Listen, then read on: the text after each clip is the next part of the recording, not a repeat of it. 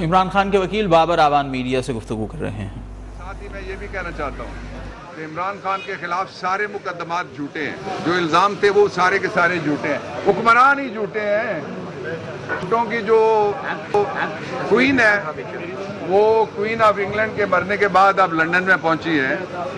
دو میں آپ کو بڑے مزے کی باتیں بتانا چاہتا ہوں۔ ایک تو یہ ہے کہ وہ جس گھر میں ہے اس گھر کے بارے میں اس نے خود لکھ کے کہا، اور کسی میڈیا والے کو نہیں کہا۔ میڈیا والوں کو تو کہا کہ لندن میں تو کیا پاکستان میں بھی میری کوئی پراپرٹی نہیں ہے، لیکن جب پیناما کیس چلا تو اسی خاتون نے اس مہارت سے جھوٹ بولا کہ وہ ایک ایسا فونٹ جس کو کیلیبری فونٹ کہتے ہیں جو بھی ایجاد ہی نہیں ہوا تھا، یعنی اس نے توپ چلا دی توپ بننے سے پہلے، اور اس کے بعد اب اس نے یہ تازہ موقف یہ لیا کہ یہ گھر میرا نہیں ہے۔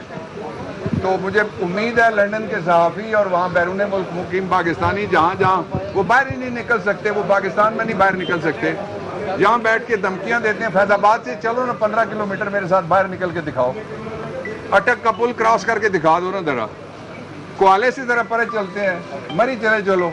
یہ بند کمروں میں جہاں باہر ان کے لگے ہوئے ہیں گارڈز اور ان کی لگی ہیں سرکاری بندوقیں، اس میں بیٹھ کے بڑھ کے مارتے ہیں صبح اور شام منسٹرز۔ اور ایک منسٹر نے بڑی قابل اعتراض بات کی ہے، اور وہ بات کی ہے اس نے پاکستان کی آرمڈ فورسز کے بارے میں وہ دہرانا نہیں چاہتا، لیکن وہ اتنی قابل اعتراض بات ہے کہ اس سے پہلے 70 سال میں شاید ہی کسی نے قابل اعتراض بات کی ہو۔ ایک طرح کا نو کانفیڈنس اس نے کر دیا سب پہ۔ یہ وہ لاٹ ہے جس کو تلاش کیا گیا کہ یہ 22 کروڑ لوگوں کو، اسلامی جمہوریہ پاکستان کو ایٹمی طاقت کو لیڈ کریں گے۔ یہ لیڈ کر سکتے ہیں صرف ٹورڈز منی لانڈرنگ، ایک ان کی ڈیسٹینیشن ہے، ایک ہی ان کی تربیت ہے۔ اور جب وہ خاتون وہاں اندر بیٹھے گی تو کہے گی گھر میرا ہے، باہر نکلے گی کوئی پوچھے گا کہے گی نہیں ہے۔ ابا کہتا ہے گھر میرا نہیں ہے، بیٹے کا ہے، بیٹا کہتا ہے میں پاکستانی نہیں ہوں، میں پاکستان کا بیٹا نہیں ہوں، میرے پاس انگلش پاسپورٹ ہے، لیکن وہاں ایک ہی اسامی خالی ہے اس وقت انگلینڈ میں، کوئین آف ٹیلنگ لائز کی۔ اس کے اوپر اگر کوئی بھرتی ہو سکتی ہے تو ہو سکتی ہے، باقی فیصلہ سارا پاکستان کے لوگ کریں گے۔ 3 باتیں امپورٹنٹ چل رہی ہیں، میں ان پہ ایک کامنٹ کر دیتا ہوں۔ ایک یہ کہا جا رہا ہے کہ آئین کے آرٹیکل 62 1F میں تبدیلی کی ضرورت ہے۔ 1F سے پہلے E اور D آتا ہے، 62 1 E and D۔ E میں لکھا ہوا ہوگا، آپ پڑھ لیجئے گا اور دکھا دیجئے گا اپنے ٹیلی ویژن پہ، وہاں لکھا ہوا ہے کہ اسلامی شعائر کا پابند ہوگا، یعنی شریعت کی پابندی کرے گا اور اسلام کے احکامات کی پابندی کرے گا۔ جو ڈی ہے اس میں لکھا ہوا ہے کہ وہ ایسا جھوٹا نہیں ہوگا اور ایسا بد کردار نہیں ہوگا۔ یہ 2 خوبیاں لکھی ہوئی ہیں کہ جس میں ہوں گی وہ ایل نہیں ہو سکتا 62 1 E اور D میں۔ تیسرا جو اب آ جائیں 62 1F میں، 62 1F میں لکھا ہوا ہے کہ وہ صادق اور امین ہوگا۔ میں آج اپنی پوزیشن دینے لگا ہوں بحیثیت جورس، بحیثیت قانون دان۔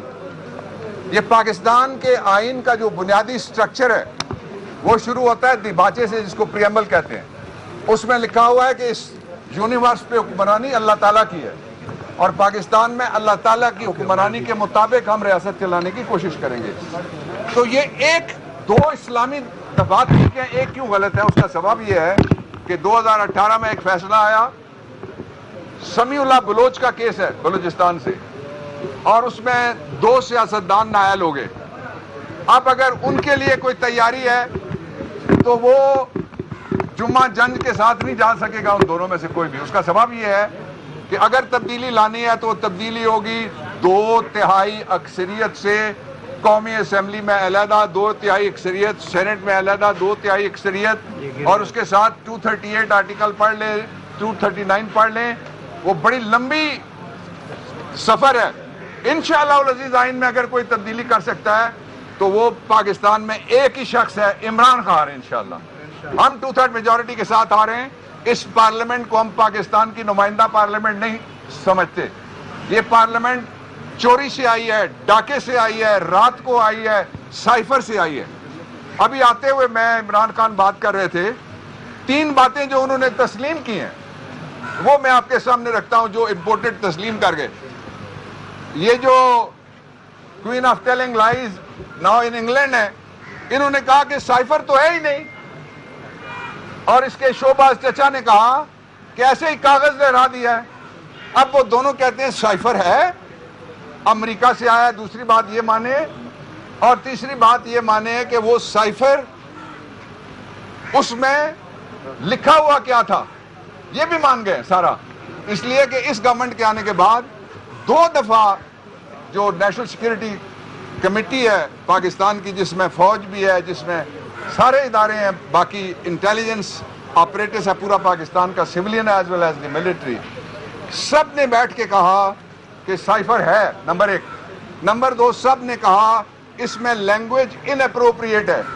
اب ان اپروپریٹ اگر کوئی سمجھتا ہے کہ اس کے ذریعے سے اس کو دھمکی نہیں سمجھنا چاہیے تو وہ سمجھے, لیکن پاکستان کے بارے میں جو نامناسب لفظ کہے گا وہ ہم نہیں سن سکتے. اسی لیے تیسری جو بات انہوں نے مانی ہے وہ یہ ہے کہ سائفر 7 تاریخ کو آیا اور موشن آف نو کانفیڈنس 8 تاریخ کو گئی. میں اس پہ آپ کے سامنے کامنٹ کرنا چاہ رہا تھا کہ سائفر مان گئے, پہلے جھوٹ بول بول کے اب کہتے ہیں کہ سائفر ہے. اگر سائفر ہے, یہ ثابت کرنے کے لیے کہ سازش ہے, نوازش ہے, لوگ تو کہتے ہیں نا سازش ہے یا مداخلت, میں تینوں کہتا ہوں سازش ہے, نوازش ہے یا مداخلت ہے. آسان ترین طریقہ وہ ہے جو میں نے آدھی رات کو جب عدالت کھلی تھی اس سو موٹو کیس نمبر 1, اس کے اندر میں نے موقف لیا تھا کہ آپ ایک کمیشن بنائیں. سپریم کورٹ آف پاکستان سے درخواست کی تھی اور میں نے کہا کہ پڑھ لیں. وہ سائفر نہیں پڑھا گیا, میں نے کہا پڑھ لیں, سائفر نہیں پڑھا گیا. میں نے کہا میں پڑھ دیتا ہوں. مجھے کسی نے اٹھ کے کہا نہیں میں سرکار کا نمائندہ ہوں, میں پڑھوں گا. آپ سارے گواہ ہیں اس کے. آج بھی وہ سائفر پڑھے بغیر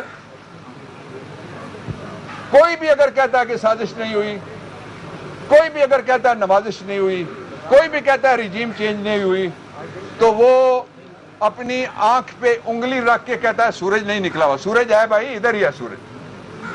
اب سورج کے بعد میں چاند پہ جاتا ہوں, چاند نکلنے والا ہے, کال آنے والی ہے, اور کال آئے گی جب تو پاکستان کی تاریخ کا, جس طرح نیلسن منڈیلا نے, آپ ان کی کتاب ہے ضرور پڑھیے گا, پاکستان کے آئین میں تبدیلی کے لیے 2/3 اکثریت ضروری ہے.